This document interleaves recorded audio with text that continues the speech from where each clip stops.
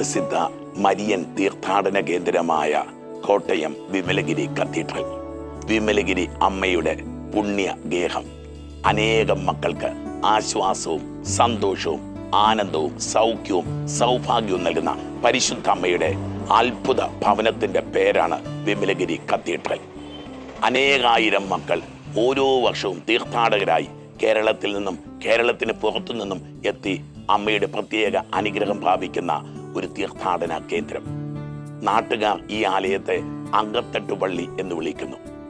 അതെ, പണ്ട് അംഗം കുറിച്ചുകൊണ്ടിരുന്ന ഒരു സ്ഥലമാണ്. യുദ്ധം ചെയ്തുകൊണ്ടിരുന്ന, കലഹിച്ചുകൊണ്ടിരുന്ന ഒരിടം. അതിനെ പുണ്യസ്മരണാഹനായ ബനവന്തൂര രാന പിതാവ് വാങ്ങിച്ചു. തുടർന്ന് പുണ്യസ്മരണാഹനായ അംബ്രോസ് അബസോളോ OCD പിതാവ് ഒരു അത്ഭുത ആലയം ഇവിടെ പണിതു. അതാണ് വിമലഗിരി കത്തീഡ്രൽ. അങ്കത്തട്ട് അമ്മത്തട്ടായി മാറി. ഇതാ ഈ തീർത്ഥാടന കേന്ദ്രത്തിന്റെ കവാടത്തിലേക്ക് നമുക്ക് പ്രവേശിക്കാം.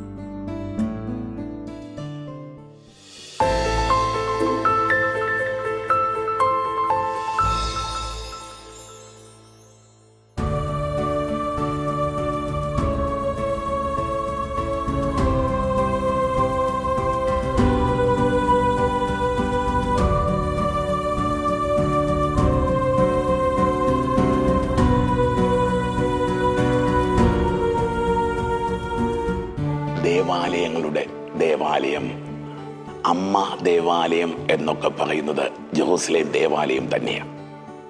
സോളമൻ രാജാവ് പണി കഴിപ്പിച്ച ജെറൂസലേം ദേവാലയം. സോളമന്റെ ഇഷ്ടമല്ല ദേവാലയം, ദൈവത്തിന്റെ ഇഷ്ടമാണ് ദേവാലയം. ദൈവം കൊടുക്കുന്ന അളവുകൾ, ദൈവം പറയുന്ന പ്രത്യേകതകൾ. ഇതാ കോട്ടയം വിമലഗിരി കത്തീഡ്രലിൽ നിൽക്കുമ്പോൾ ഞാൻ അത്ഭുതപ്പെട്ട് ഇതിന് ചുറ്റുപാടും നോക്കി വിസ്മയം കൊള്ളുകയാണ്. ഒരുപാട് അളവുകളും ഒരുപാട് കണക്കുകളും. അളവുകളും കണക്കുകളും ഒക്കെ ഓർമ്മിപ്പിക്കുന്നത് ഒരു ദൈവികതയെ പറ്റി. നിയോഗോത്തിക് വാസ്തുവിദ്യയിൽ പണി കഴിപ്പിച്ച ഈ ആലയം നമ്മളെ ഓർമ്മിപ്പിക്കുന്ന പ്രധാനപ്പെട്ട ചില കണക്കുകളുണ്ട്. ഒന്ന്, ദേവാലയത്തിൻ്റെ ഒരു മുഖ്യ ഭാഗമുണ്ട്, മേജർ ബോഡി. 2 സൈഡ് വിങ്ങുകളും ഇതിന് നമുക്ക് കാണാവുന്നതാണ്. 3, നമുക്കറിയാം ത്രിത്വൈക ദൈവത്തിൻ്റെ ഓർമ്മപ്പെടുത്തൽ. ഈ ദേവാലയത്തിൻ്റെ മറ്റൊരു കണക്ക് 4കളുടെ കണക്കുകളാണ്. ദേവാലയത്തിലേക്ക് പ്രവേശിക്കുമ്പോൾ ഒരു പ്രത്യേകതരം കല്ലിനാൽ നിർമ്മിച്ചുള്ള, പറയുന്നത് അത് സാൻഡ് സ്റ്റോൺ എന്നാണ് പറയുന്നത്. അതിൻ്റെ സൈഡിലുള്ള 4 തൂണുകൾ, അവിടെയും 4 തൂണുകൾ നമുക്ക് കാണാൻ പറ്റും. 4 ബൈബിളിൽ ലോകത്തിൻ്റെ പ്രതീകമാണ്. 4 അതിർത്തികൾക്കുള്ളിൽ നിൽക്കുന്ന ലോകം. 4 സുവിശേഷങ്ങളുടെ പ്രതീകമാണ് ബൈബിളിൽ. വെളിപാടിൻ്റെ പുസ്തകത്തിൽ ഈ 4കൾ കാണാം. നമ്മൾ ഈ ആലയത്തിലേക്ക് കയറി നോക്കിയാൽ പല 4കൾ നമുക്ക് കാണാൻ പറ്റും. ദേവാലയത്തിൻ്റെ തൂണുകൾക്കൊക്കെ 4 വശങ്ങൾ നമ്മൾ വിസ്മയിപ്പിക്കും.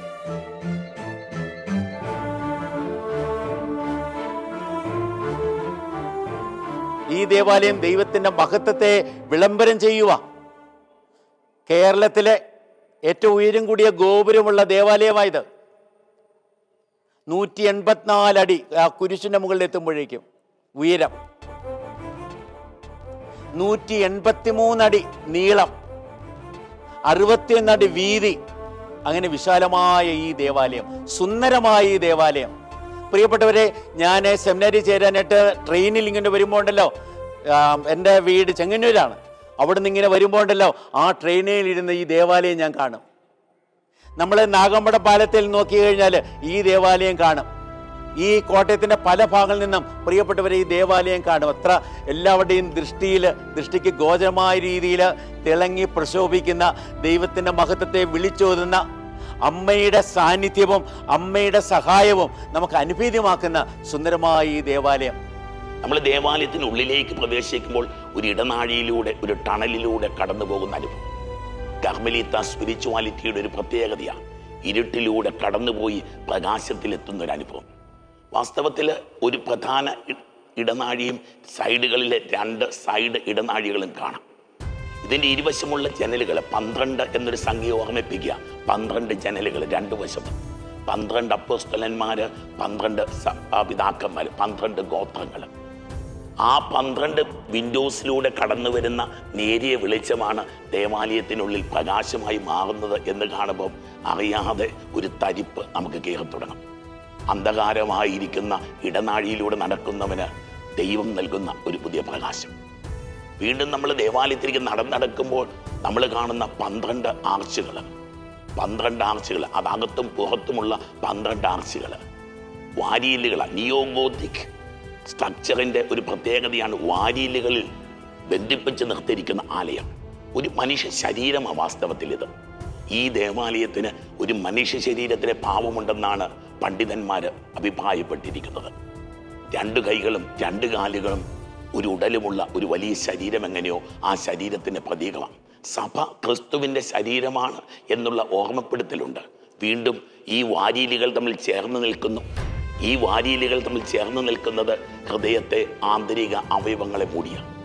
ദേവാലയം ഒരു അമ്മ ഗർഭപാത്രമാണ്. ദേവാലയത്തിനുള്ളിലേക്ക് പ്രവേശിക്കുന്നവര് അമ്മയുടെ ഉദരത്തിൽ പ്രവേശിക്കുന്ന കുഞ്ഞിനെ പോലെയാണ്. ഒരു അമ്മ ശരീരം നമുക്കിവിടെ കാണാൻ പറ്റും. വീണ്ടും ദേവാലയത്തിനുള്ളിലേക്ക് കടന്ന് അകത്തേക്ക് കയറി ചെല്ലുമ്പോൾ പ്രകാശമാനമായ, ശോഭിതമായ, പ്രചോഭിതമായ ഒരു അൾത്താര.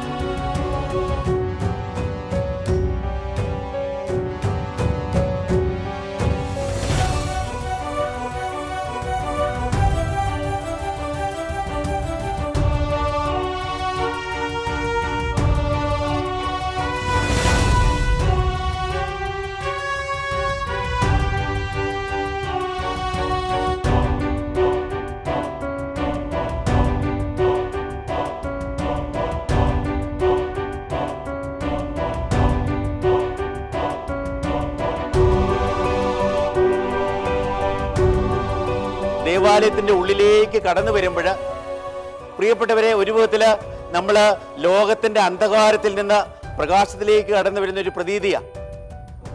അവിടെ മാതാവിന്റെ തിരുസ്വരൂപം നന്നായിട്ട് തിളങ്ങുക. തേജസ്വിനിയായ അമ്മ, സൂര്യനെ ഉടയാടയാക്കിയ സ്ത്രീ, ചന്ദ്രനെ പാദപീഠമാക്കിയ സ്ത്രീ, 12 നക്ഷത്രങ്ങളെ കിരീടമാക്കിയ സ്ത്രീ. വെളിപാട് പുസ്തകത്തില് 12-ാമത്തെ അധ്യായത്തിൽ വിവരിക്കുന്ന ആ അമ്മയുടെ സുന്ദരമായ സ്വരൂപമാണ് ഈ ദേവാലയത്തിലെ പ്രതിഷ്ഠ. അതിങ്ങനെ തിളങ്ങി നിൽക്കുമ്പോൾ അതിൻ്റെ താഴെ അൾത്താര. പ്രിയപ്പെട്ടവരെ, അത് മാർബിളിൽ കൊത്തിയെടുത്തതാ. ഈ മാർബിളിന്റെ പ്രത്യേകത ഇതിലൂടെ ലൈറ്റ് കിടക്കുമെന്നുള്ളതാണ്.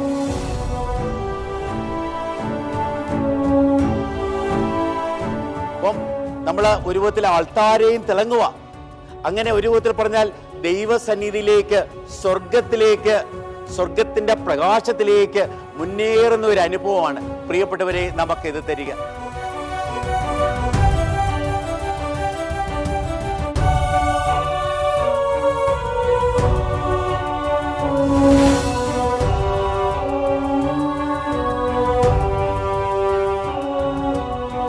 തീർച്ചയായും ഈ ആലയത്തിനുള്ളിലൂടെ കടന്ന് അൾത്താരയിലെത്തുമ്പോൾ ആരും ഒന്ന് വിറച്ചു പോകും. ആരുടെയും ദേഹത്തൊരു അഭിഷേകം കയറും. അൾത്താര ഒരു സ്വർഗത്തിന്റെ വല്ലാത്തൊരു ഓർമ്മപ്പെടുത്തലായി മാറുകയാണ്. അൾത്താരയിലേക്ക് കയറുമ്പോൾ തന്നെ പലവട്ടം കുർബാനയ്ക്ക് വേണ്ടി ഒറ്റയ്ക്കും കൂട്ടമായും സമൂഹ ബലിക്കും പല കാര്യങ്ങൾക്കും ഈ അൾത്താരയിൽ കടന്നു പോയിട്ടുള്ള ഒരു വൈദികൻ എന്ന നിലയ്ക്ക് ഇന്നും അറിയാതെ ചിലപ്പോൾ കണ്ണു നിറയും, ഹൃദയമിടിപ്പ് കൂടുന്ന ഒരനുഭവമുണ്ട്. ദേവാലയത്തിന്റെ അൾത്താരയിലേക്ക് കടക്കുമ്പോഴുണ്ടാകുന്ന ഒരു ദിവ്യ അനുഭൂതി.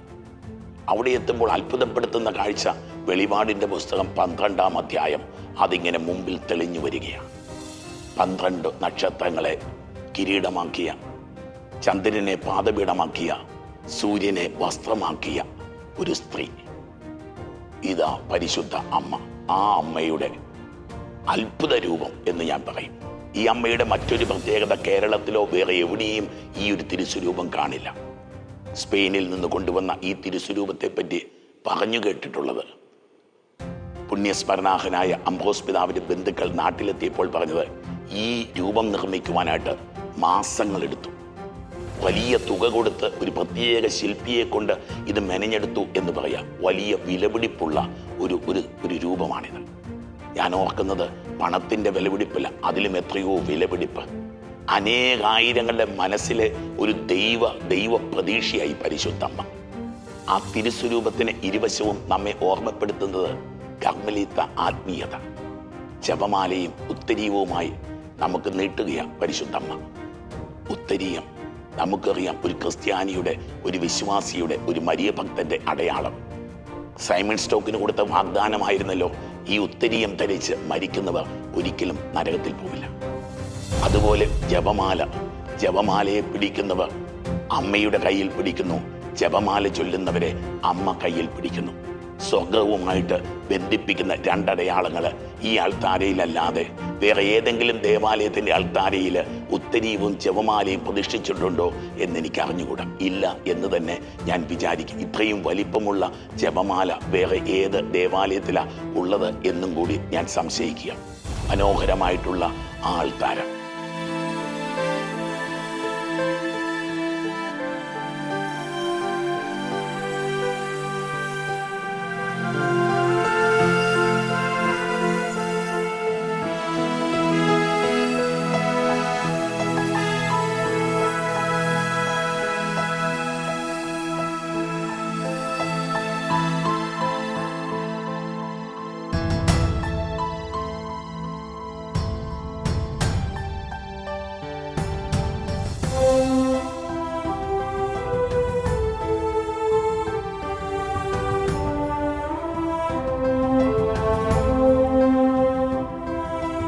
ദേവാലയത്തിൽ പരിശുദ്ധമ്മയുടെ 3 പ്രത്യേക അനുഭവങ്ങളാണ് നമുക്ക് കാണാൻ പറ്റുന്നത്. ദേവാലയത്തിൻ്റെ പ്രധാന അൾത്താരിക്ക് മുകളിൽ സൂര്യനെ വസ്ത്രമാക്കിയ, ചന്ദ്രനെ പാദപീഠമാക്കിയ 12 നക്ഷത്രങ്ങൾ അണിഞ്ഞു നിൽക്കുന്ന വിജയ ശ്രീലാളിതയായ വിജയത്തിൻ്റെ അമ്മ, വിജയറാണി, ഭൂലോക സ്വർഗങ്ങളുടെ റാണിയായി നിൽക്കുന്ന അമ്മ. ഒരു റാണിയായി നിൽക്കുന്നതല്ല, ഒരു ഓർമ്മപ്പെടുത്തലാണ്. വിജയസഭയിലേക്ക് പ്രവേശിക്കാനുള്ള നമ്മളെ അമ്മ മാടി വിളിക്കുക. പിയാത്ത രൂപം. തൻ്റെ മകനെ മടിയിൽ കിടത്തി സ്വർഗത്തിലേക്ക് കണ്ണുകൾ ഉയർത്തി നിൽക്കുന്ന അമ്മയെ കണ്ട് മക്കൾ കരയുന്നത് ഞാൻ പലവട്ടം കണ്ടിട്ടുണ്ട്. അനേകം മക്കൾ അമ്മയുടെ കയ്യിൽ കൊണ്ടുവന്ന് അപേക്ഷകൾ സമർപ്പിക്കുന്നത് ഞാൻ കണ്ടിട്ടുണ്ട്. ഇതാ മരിച്ചു കിടക്കുന്ന മകനെ ചേർത്ത് പിടിച്ചിരിക്കുന്ന അമ്മയുടെ തിരുസ്വരൂപത്തിൽ ഇതാ കെട്ടിപ്പിടിച്ച് വാവിട്ട് കരയുന്ന മനുഷ്യന്. അമ്മ വേദനയുടെ ഒരു രൂപം. ഈ ആലയത്തിൽ പ്രതിഷ്ഠിച്ചിരിക്കുന്ന മറ്റൊരു അമ്മ രൂപം കുരിശിന്റെ ചുവട്ടിൽ നിൽക്കുന്ന അമ്മയാണ്. ക്രൂശിത രൂപവും പരിശുദ്ധ അമ്മയും മഗ്ദലന മറിയവും ഇതുപോലത്തെ ഒരു കാൽവരി രൂപം മറ്റെവിടെയെങ്കിലും ഉണ്ടോ എന്ന് എനിക്ക് അറിഞ്ഞുകൂടാ. സ്പെയിനിൽ നിന്നും കൊണ്ടുവന്ന തിരുസ്വരൂപങ്ങളാണ്. ഒരു യഥാർത്ഥ മനുഷ്യൻ, പൂർണ്ണ ആരോഗ്യവാനായ ഒരു 33-കാരൻ വേദന കടിച്ചമർത്തി സ്വർഗത്തിലേക്ക് നോക്കിക്കിടക്കുന്ന ക്രൂശിത രൂപം ആരുടെയും ചങ്ക് പടപ്പിക്കും. കണ്ടിട്ടുണ്ട് ആ കുരിശിന്റെ ചുവട്ടിലും കെട്ടിപ്പിടിച്ച് കിടക്കുന്ന മനുഷ്യർ. ഈ 3 മാതാവിന്റെ തിരുസ്വരൂപങ്ങൾ ഈ ആലയത്തിന്റെ മാത്രം പ്രത്യേകതയാണ്.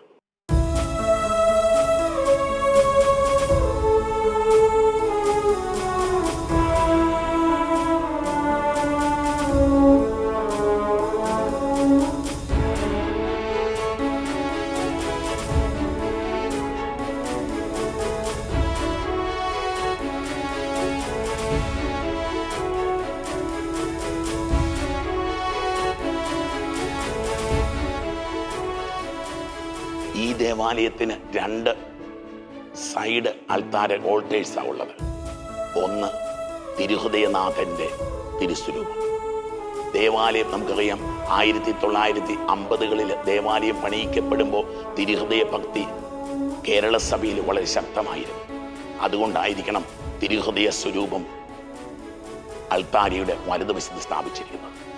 ഇടതുവശത്ത് വിശുദ്ധ യൗസേപ്പ് പിതാവിൻ്റെ, സഭാപാലകനായ വിശുദ്ധ യൗസേപ്പ് പിതാവിൻ്റെയും തിരുസ്വരൂപം സ്ഥാപിച്ചിരിക്കുന്ന യൗസേപ്പ് പിതാവിൻ്റെ അൾത്താരയുമാണ് ഈ ദേവാലയത്തിൻ്റെ വലതും ഇടതുമായിട്ട് സ്ഥാപിച്ചിട്ടുള്ളത്.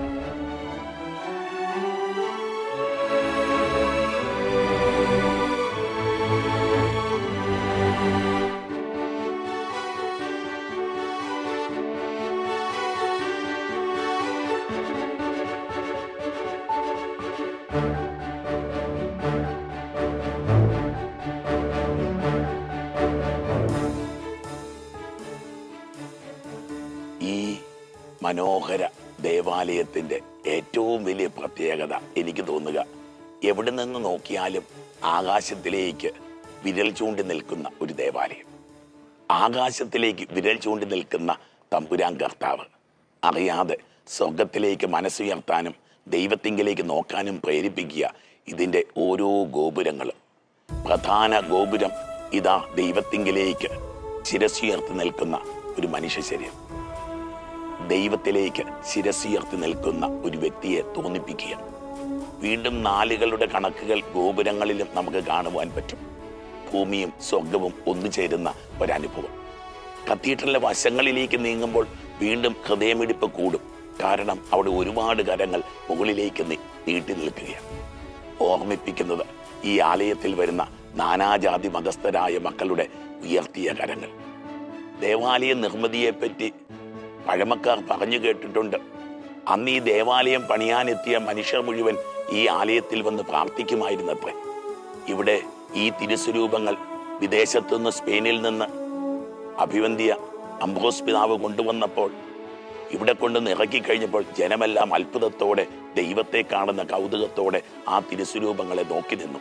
നാനാജാതി മതസ്ഥര്, പ്രത്യേകിച്ച് തിരുനാൾ ദിവസങ്ങളിൽ പാതിരാവായാലും ദേവാലയം വിട്ടുപോകാതെ കണ്ണീരോടെ നിൽക്കുന്ന നാനാജാതി മതസ്ഥരായ മക്കളും വിവിധ ഭാഷകൾ സംസാരിക്കുന്നവരുമൊക്കെ എന്നെ സംബന്ധിച്ച് ആത്മീയതയുടെ അലേടിയായിട്ട് ഞാൻ കാണാറുണ്ട്.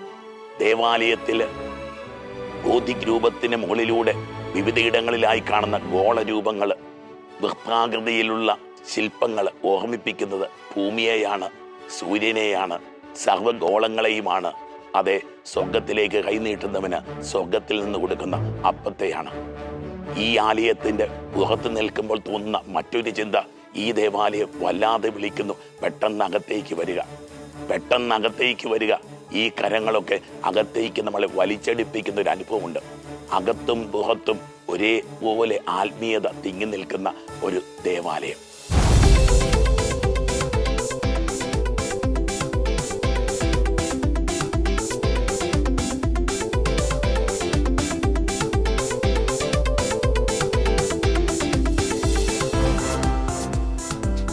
ഈ പള്ളിയുടെ തുടക്കകാലത്ത് ഞാൻ ഇതിൻ്റെ പരിസര പ്രദേശത്ത് ജനിച്ച് വളർന്ന് ജീവിച്ചു.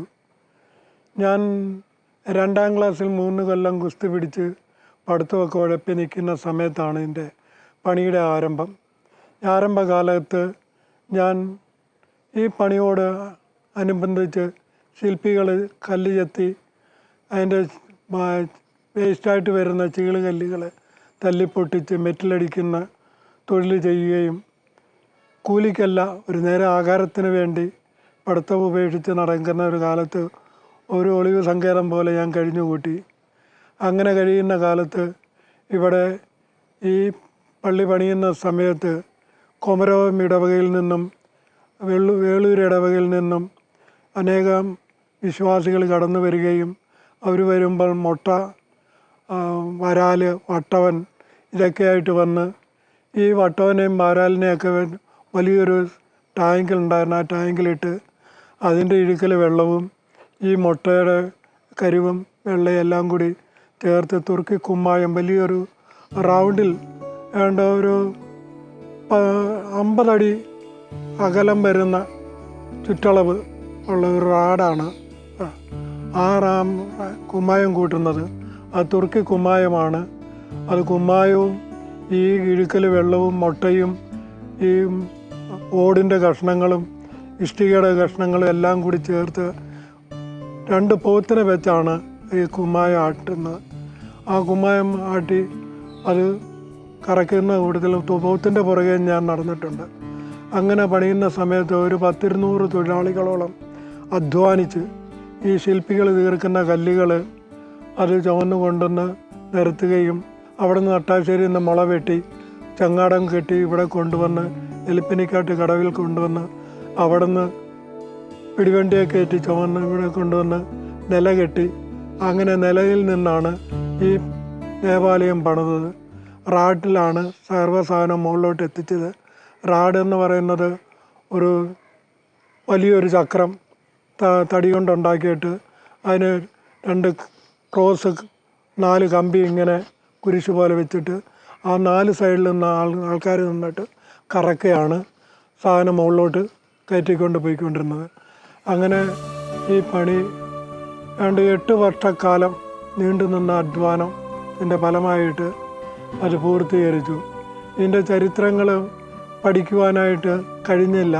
പക്ഷേ പൂർവികർ പറഞ്ഞു തന്നാൽ അറിവ് എൻ്റെ പിതാവിൽ നിന്നും കേട്ടതും രൂപത അധ്യക്ഷനായിരുന്ന അംബ്രോസ് അപ്പസ്തോലൗസ് തൻ്റെ കുടുംബത്തിൽ നിന്ന് ഓഹരിയായി കിട്ടിയ ഒരു ആഡംബര കപ്പൽ, അതും പിന്നെ ഒരു വലിയൊരു കാറ്, അന്ന് അതിനെന്താ പ്ലിമത്തെന്നോ വേണ്ടായിരുന്നു അതിൻ്റെ പേര്, അങ്ങനെ ഒരു കാറും കൊടുത്തു വിട്ടു. വലിയൊരു തുടൽ മാലയുണ്ടായിരുന്നു, കയ്യിൽ മോതിരം ഉണ്ടായിരുന്നു.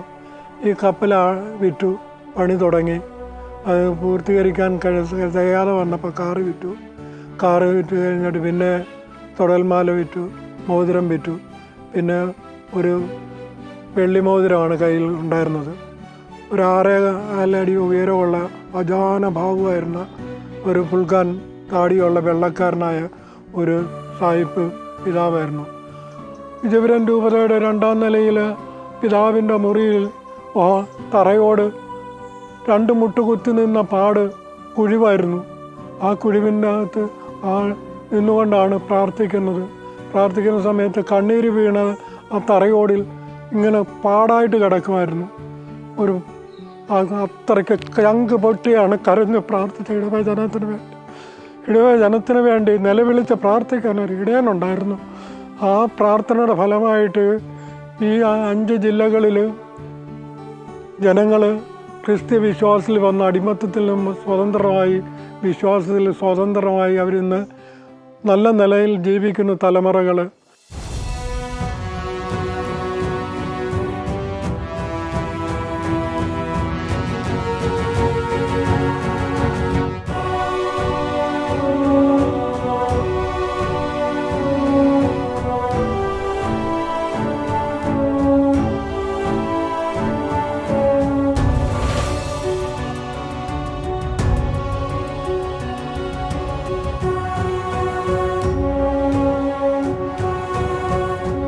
നമ്മൾ ഈ ദേവാലയത്തിൻ്റെ തിരുനാൾ ഡിസംബർ മാസം 8-ാം തീയതിയാണ് ആഘോഷിക്കുക. മാതാവിൻ്റെ വിമല ഹൃദയ തിരുനാളാണ്. അതിന് ഒരുക്കമായിട്ട് നൊവേനയുണ്ട്, 9 ദിവസത്തെ നൊവേനയാണ്. നവംബർ മാസം 29-ാം തീയതി അത് ആരംഭിക്കും. അത് ഓർമ്മപ്പെടുത്തുന്നത് എന്താണെന്നറിയാവോ? പെന്തക്കോസ്ത അനുഭവത്തിന് വേണ്ടി മാതാവ് ശിഷ്യന്മാരെ ഒരുമിച്ച് കൂട്ടി പ്രാർത്ഥിച്ച അനുഭവമാണ്. അതേപോലെയാ ഇവിടെ ഈ തിരുനാൾ ആഘോഷത്തിലൂടെ ഉണ്ടല്ലോ വലിയൊരു പെന്തക്കോസ്ത അനുഭവം വരുക. അപ്പം അങ്ങനെ നൊവേനയുടെ പൂർത്തീകരണമായി 10-ാം ദിവസം പ്രധാനപ്പെട്ട തിരുനാൾ ആഘോഷം. പ്രിയപ്പെട്ടവരെ, ആ നൊവേന തീരുമ്പോഴേക്കുണ്ടല്ലോ ഈ നട തുറക്കപ്പെടുക. അപ്പം നമ്മൾ അന്ന് പാതിരാത്രി മുതൽ 8-ാം തീയതി പാതിരാത്രി വരെ ഈ നട തുറക്കപ്പെട്ടിരിക്കും. ആൾക്കാർക്ക് കടന്നു വന്ന് ആ മാതാവിൻ്റെ തിരുസ്വരൂപത്തെ വണങ്ങി ദൈവത്തെ മഹത്വപ്പെടുത്തുവാനും ദൈവകൃപയാൽ നിറയപ്പെടാനുമുള്ള വലിയൊരു അവസരമാണ് അതിലൂടെ നൽകപ്പെടുക. ആ ദിവസം മാത്രമാണ് നമുക്ക് അവിടെ പ്രവേശിക്കാനായിട്ടുള്ള അനുമതി ഉള്ളത്. പ്രിയപ്പെട്ടവരെ, അങ്ങനെ ഈ ദേവാലയത്തിലെ തിരുനാളാഘോഷത്തിലൂടെ തന്നെ നമുക്ക് വലിയൊരു അനുഗ്രഹം വരുവാണ്. ഒത്തിരി അത്ഭുതങ്ങൾ നടക്കുവാണ്. പരിശുദ്ധമായ ഈ വിമലേരി കത്തീഡ്രലിൻ്റെ ഈ തീർത്ഥാടനം അവസാനിക്കുന്ന ഈ നിമിഷങ്ങളിൽ ഒരു വലിയ ഒരു വെളിപാട് ദൈവം നൽകുകയാണ്. വെളിപാടിൻ്റെ പുസ്തകം 21-ാം അധ്യായത്തിൽ സ്വർഗീയ ജെറൂസലേമിനെ ഓർമ്മിപ്പിക്കുന്നു. 12 കവാടങ്ങളുള്ള, 12 അപ്പോസ്തലന്മാരുടെ പേരെഴുതിയ, 12 അടിസ്ഥാനങ്ങളുള്ള, 12 ഗോത്രങ്ങളുടെ പേരുകൾ എഴുതിയ 12 ദൂതന്മാർ നിൽക്കുന്ന ഒരു സ്വർഗീയ ജെറൂസലേം. ആ ദേവാലയത്തിന് ദൈവത്തിൻ്റെ തേജസ് ഉണ്ടായിരുന്നത്രേ. ഈ ആലയത്തിൽ വന്ന് വെറുതെ ഇരിക്കുമ്പോൾ നമുക്ക് കിട്ടുന്ന ഒരു അനുഭവം, നാനാജാതി മതസ്ഥരായ മക്കൾ ഇവിടെ വന്ന് കണ്ണീരോടെ ഇരിക്കുന്നൊരു കാഴ്ചയുണ്ട്. ചിലപ്പോൾ അവർ കണ്ണീരൊഴുക്കുന്നത് കാണാം, ചിലപ്പോൾ പുഞ്ചിരിക്കുന്നത് കാണാം. ഈ ആലയം തന്നെ ഒരു ആത്മീയതയായി മാറുക, ഈ ആലയം തന്നെ ഒരു വചന ഗ്രന്ഥമായി മാറുകയാണ്. ഈ ആരാധനാലയം തന്നെ ഒരു ആരാധനാക്രമമായി മാറുന്നൊരനുഭവം. വിശുദ്ധനായ ഒരു മെത്രാനച്ചൻ ഈ ആലയം പണി കഴിച്ചപ്പോൾ അദ്ദേഹത്തിൻ്റെ ഉള്ളിലുള്ള ആത്മീയത ഒരു വാസ്തുശില്പമായി രൂപാന്തരപ്പെട്ടു. ഉള്ളിലേക്ക് കടന്നു വരുമ്പോൾ ആത്മീയതയുടെ മകുടമായി നിൽക്കുന്ന കുരിശ് രൂപവും ഇതാ മധ്യത്തിൽ തിളങ്ങി നിൽക്കുന്ന പരിശുദ്ധ അമ്മയും ഹൃദയം പോലെ നിൽക്കുന്ന ദിവ്യകാരുണ്യവും നമ്മുടെ മുഴുവൻ ശ്രദ്ധയും അങ്ങോട്ട് ആവാഹിച്ചെടുക്കും. അങ്ങോട്ട് നോക്കാതെ എങ്ങോട്ട് നോക്കിയിരിക്കാൻ പറ്റും? ഒന്നുകിൽ കുരിശിലേക്ക്, അല്ലെങ്കിൽ ദിവ്യകാരുണ്യത്തിലേക്ക്, അല്ലെങ്കിൽ പരിശുദ്ധ അമ്മയിലേക്ക്. ഈ ആലയം നമ്മളെ സ്വർഗത്തിലേക്ക് ക്ഷണിക്കുന്നു. അതെ, ഈ ആലയത്തിന് സ്വർഗത്തിൻ്റെ തേജസ്സാണ്. പോരാ, ഇവിടെ വന്നിരിക്കുന്നവർക്കും ഒരു സ്വർഗീയ തേജസ് അമ്മ നൽകും. സ്വർഗത്തിൻ്റെ ആനന്ദം അമ്മ നൽകും. സ്വർഗത്തിൻ്റെ ഭാഗ്യം അമ്മ നൽകും. ഈ ആലയം വിമലഗിരി അമ്മയുടെ ഈ വിമലഗിരി മാതാ കത്തീഡ്രൽ, ഈ മരിയൻ തീർത്ഥാടന കേന്ദ്രം അമ്മ കുഞ്ഞിനെ കയ്യിലെടുക്കുന്നത് പോലെ നമ്മളെ കോരിയെടുത്ത് ചുംബിക്കുന്നൊരനുഭവം. ഈ ആലയത്തിൽ വസിക്കുന്ന ഒരു പുരോഹിതൻ എന്ന നിലയിൽ ഇതെൻ്റെ വ്യക്തിപരമായ സാക്ഷ്യമാണ്. എന്നെ ചേർത്ത് പിടിക്കുന്ന അമ്മയുടെ ചൂടും അമ്മയുടെ സ്നേഹവും അമ്മയുടെ വാത്സല്യവും ആവോളം ഞാൻ ഈ ആലയത്തിൽ അനുഭവിക്കുന്നു.